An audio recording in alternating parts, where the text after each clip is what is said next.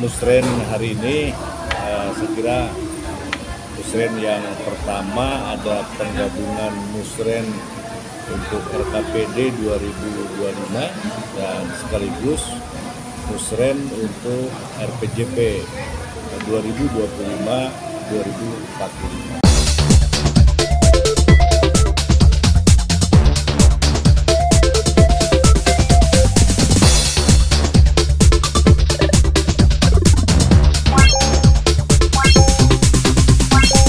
Musren RKPD ini adalah menjadi sebuah tahapan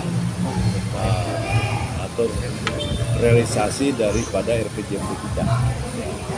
Dan di tahun 2025 ini capaian RPJMD-nya adalah peningkatan daya saing daerah.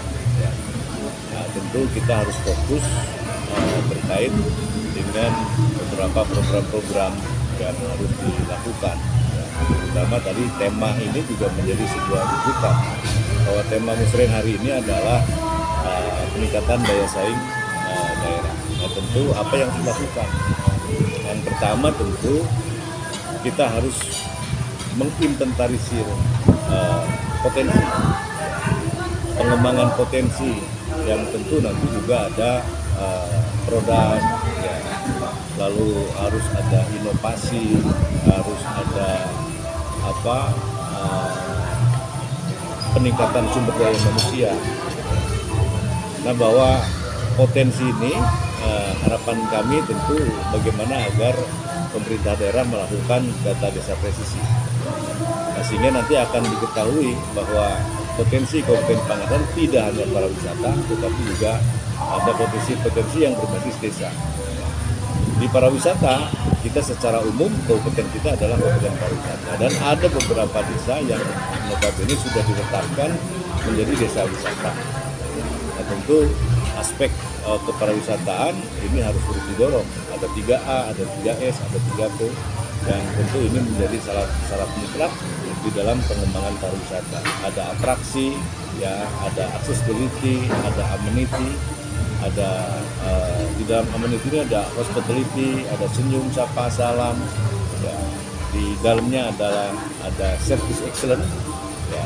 Lalu ada planet, ada lingkungan harus tetap lestari. Lalu ada people, tadi sumber daya manusianya harus dilatih, ya, harus diberikan peningkatan kapasitas sehingga memiliki life skill yang cukup baik di bidang kepariwisataan. Lalu ada prosperity, bagaimana agar wilayah sebuah destinasi ini masyarakatnya wajib mendapatkan manfaat ekonomi.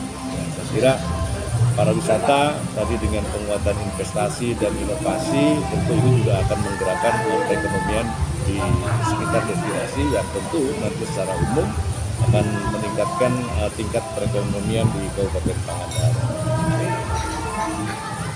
Sumber daya manusia ini sangat penting. Ya, untuk mencapai itu semua tentu harus disiapkan sumber daya manusia. Peningkatan SDM tadi baik di bidang kepariwisataan, ya, terutama memang mau tidak mau kita sudah harus melatih para pedagang, ya, para PKL, ya, UMKM yang berada di wilayah pariwisata, dan saya kira ini adalah roda penggerak, ya, roda penggerak ekonomi. Saya kira, ya, ada ribuan pedagang kaki lima di kita, dan tentu mereka perlu ada pembinaan, perlu ada pelatihan, lalu juga perlu diberikan sebuah program untuk inovasi produk, ya. Ya, kita ada pengolah, ya, pengolah hasil laut dan sebagainya, ini bisa ditingkatkan bagaimana kualitas produknya, lalu packagingnya, ya, termasuk juga nanti marketingnya. Ya, apalagi Pak Bupati menyampaikan kita harus menginjak kepada digitalisasi, termasuk tadi marketing digital dan sebagainya. Ya, itu terkait dengan RPJMD kita. Ekonomi dan sebagainya, maka hal-hal yang besar maka kita tingkatkan sekarang kualitasnya, yang disebut dengan peningkatan daya saing, ya. Daya saing itu potensi kita dimaksimalkan sepenuhnya, ya, untuk kesejahteraan, ya, dengan prinsip tentang kemandirian, kesinambungan dan sebagainya.